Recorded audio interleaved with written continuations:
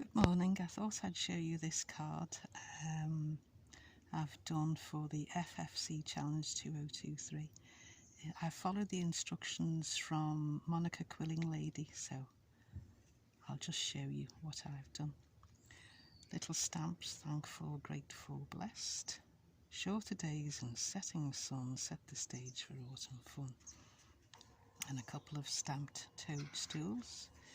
And then it opens, it's called a never-ending card, so it opens like this, and then it opens like this. My favourite colour is autumn. Autumn shows us how beautiful it is to let things go. And then another bit. And there we are.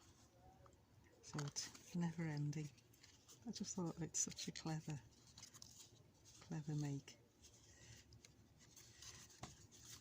It goes round and round. And I put some die cuts, as you can see.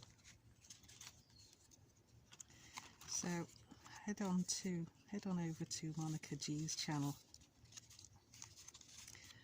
the Quilling Lady, because she has some fabulous tutorials.